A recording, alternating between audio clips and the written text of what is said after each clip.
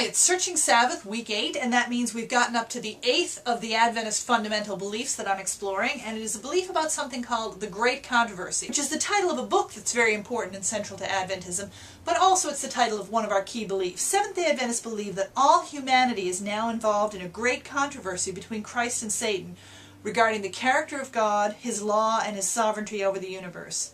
This conflict originated in heaven when a created being endowed with freedom of choice in self-exaltation became Satan, God's adversary, and led into rebellion a portion of the angels. He introduced the spirit of rebellion into this world when he led Adam and Eve into sin. This human sin resulted in the distortion of the image of God in humanity, the disordering of the created world, and its eventual devastation at the time of the worldwide flood. Observed by the whole creation, this world became the arena of the universal conflict, out of which the God of love will ultimately be vindicated. To assist His people in this controversy, Christ sends the Holy Spirit and the loyal angels to guide, protect, and sustain them in the way of salvation. It's amazing to me that so many Adventists are uncomfortable with fantasy stories like Lord of the Rings or Harry Potter, when at the heart, at the core of our beliefs about human salvation is this great controversy, which is drawn straight from the plot of any fantasy novel.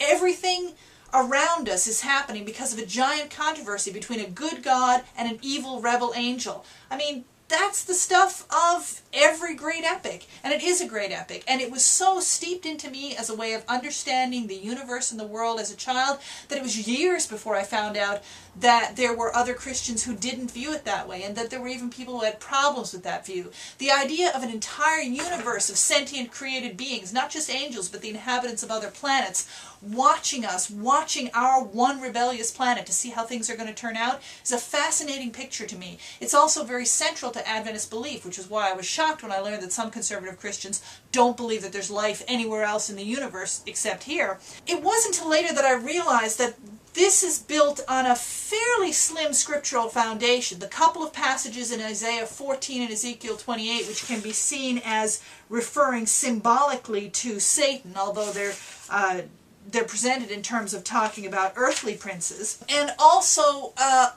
obviously some passages in the book of Revelation.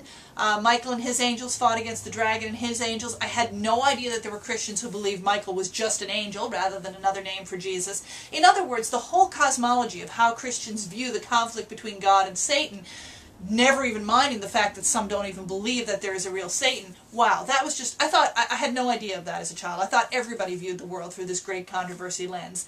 And I have to say, even growing up and realizing that there are many other ways to see it, it still makes a lot of sense to me. I think the one problem I have is there's a section in here where it talks about how the great controversy explains the mystery of suffering. And to me, it does.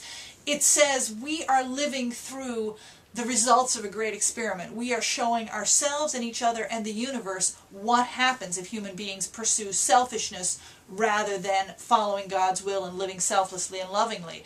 I pretty much believe that's true, but I also recognize that's not a great answer to give someone who's struggling with the problem of suffering. Someone who's in the midst of disease or the loss of a loved one or starvation or poverty or war maybe doesn't want to hear that well, it basically sounds like you're a pawn in a great cosmic chess game between God and Satan. And I realize now that a lot of people feel that that makes God look unfair. And that's a charge that I'm uncomfortable with, and yet I do understand where it's coming from. If there really is a great controversy, if it's all playing out as a grand challenge that Satan has thrown at God, and God has to let it play out to allow his character to be vindicated, does it reflect badly on God that it has to allow so much human suffering in order for the game to be played out? In fact, one of the things that's come up while I've been discussing creationism with Ed Dickerson in videos and with others in comments is that if we believe in the theory of evolution, then we have to assume that God allowed an awful lot of human and animal suffering to take place before finally getting to his perfect and ideal world. But in a way, the very traditionalist Adventist doctrine of the Great Controversy says the same thing. God has allowed an incredible amount of human suffering to occur in order to allow the drama of sin to be played out. Is that fair?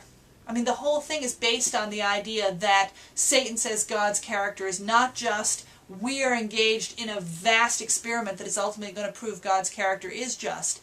But for some people, the very fact that an experiment is going on suggests injustice.